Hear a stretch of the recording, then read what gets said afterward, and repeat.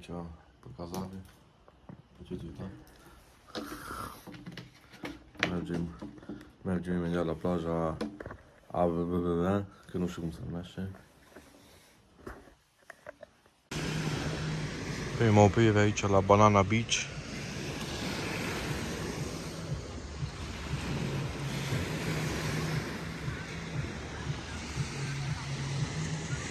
E destul de gol pe perioada asta, dar e ok.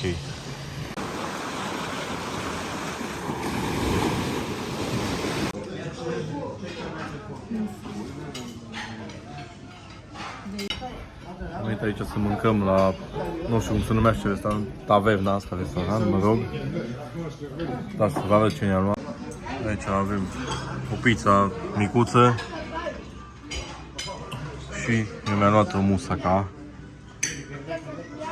Doamne ajută să fie bun. Aici un mic dejun corespunzător. Și am ajuns la Ganas Beach, nu știu ce să zic. Cam murdar, cam nașpa nisipul.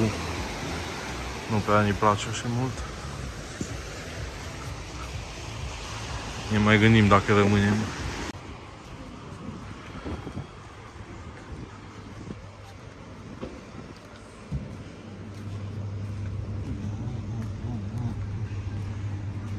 Facem o filmare.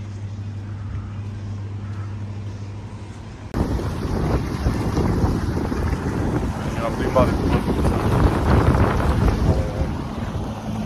Vedem dacă ne-am luat țeapă sau nu, am plătit 20 de euro.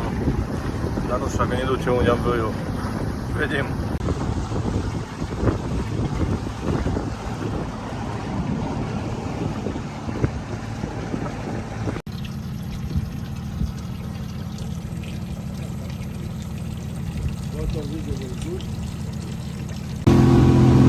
Eu dat bateria omul.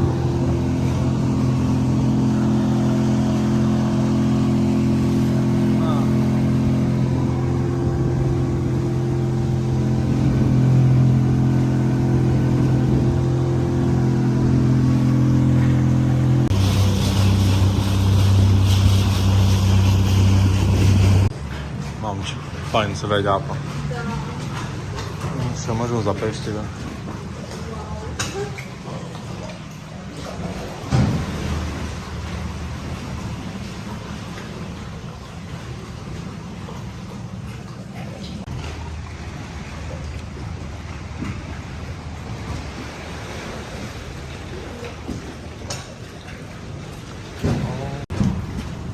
Dar până la urmă nu a fost țapătul ăsta, ne-a dus și la pește.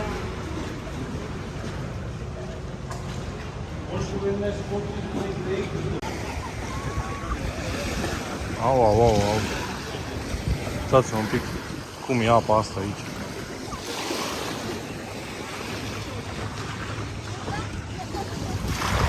Topul de pe lume.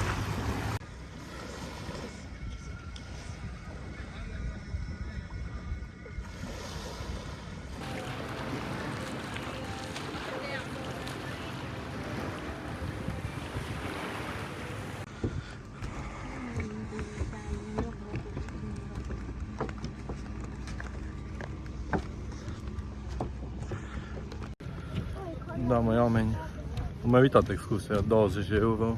Ne-a dus și la pește, veneam la țapă. Și insula a fost topul de pe lume.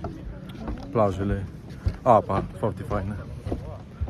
Acum suntem aici pe un pod, mergem la Cameo Island. Nu știu exact ce vedem aici, dar aflăm.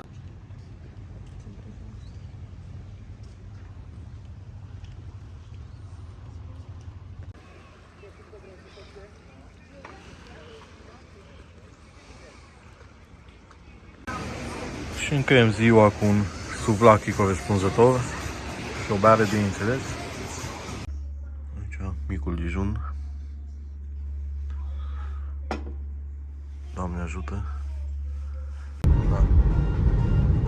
Aici mașinuța mea de închiriat la doar 90 de euro pe 4-5 zile, nu știu câte, 4 zile. Fără garanție, important de menționat. E un Peugeot 108 pușcat, îi patinează amberajul. Da, e ok.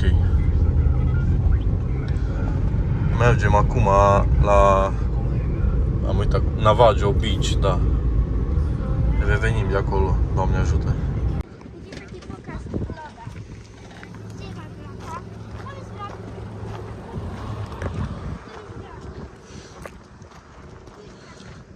Am ajuns aici la Navajo Beach, la viewpoint, să vedem exact pe unde e viewpoint-ul.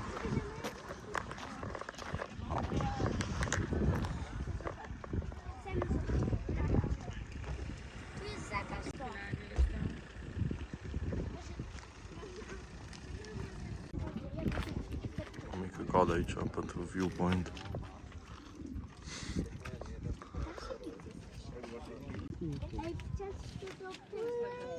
Als jullie naar mij willen liggen. Kijk, ik zie heel veel boten. Ja, kijk, dan gaat hij dus dit doen en dat wil ik dus niet. Moet mama heel goed vasthouden. Am dezamăgit-o viewpoint-ul ăsta. Nu se vede așa fain. Mergem acum pe un drum. Un drum neoficial. Da, sperăm că nu-i fapt de accidentat. Pe aici se vede mai fain. Doamne ajută să nu fie aici șopârle și șerpi. E rău tare? Au. Au. Păi eu ți-am zis.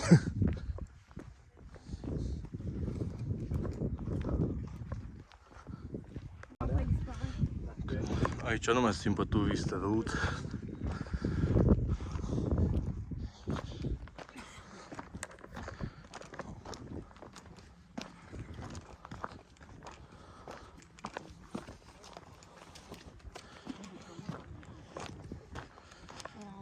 Ce? Ai grijă.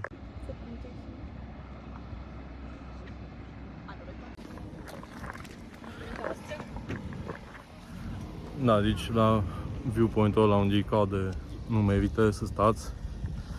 Dincolo, pe traseul oficial, neoficial, e mult mai mișto. În traseul de vreo 10 minute un pic accidentat, dar nu e greu. Dacă eu am joit, poate joi oricine. Doamne, așa ajută. Și aici și bestia.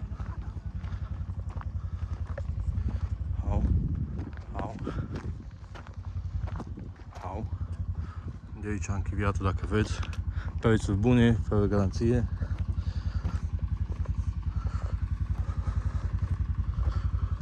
Topul de pe lume. Un pita gyros corespunzător și cu bere fix Hellas.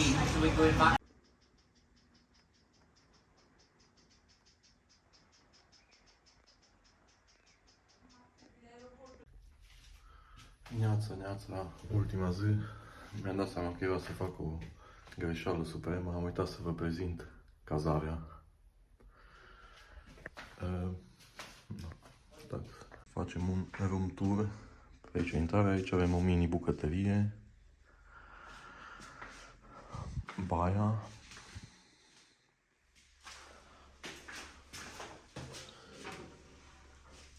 Căcănescu trece testul.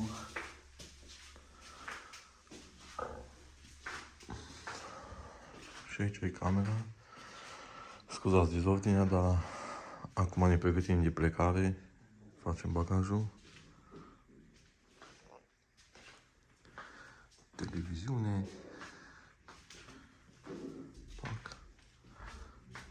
Pac. Și view care face toți banii. Această cazare la doar 800 lei pe 4 nopți. Bine, trebuie menționat că suntem la început de octombrie, probabil full sezon e mai scump. Dar e chiar super fain. Băgăm aici un ultim gyros pita corect și cu ultimă bere înainte de plecare. Doamne ajută pe toată lumea.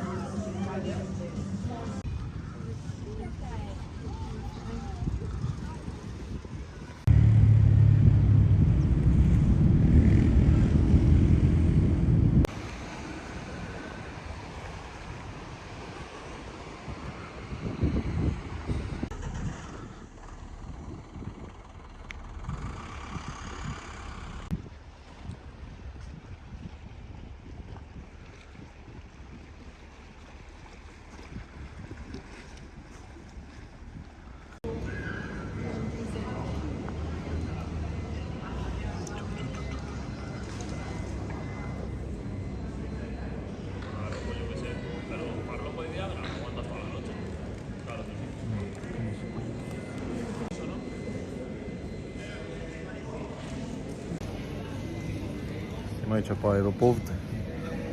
Bineînțeles, avem întârziere de 2 ore. Sper să fie numai 2 ore și nu mai mult. Doamne ajută să ajungem de Crăciun.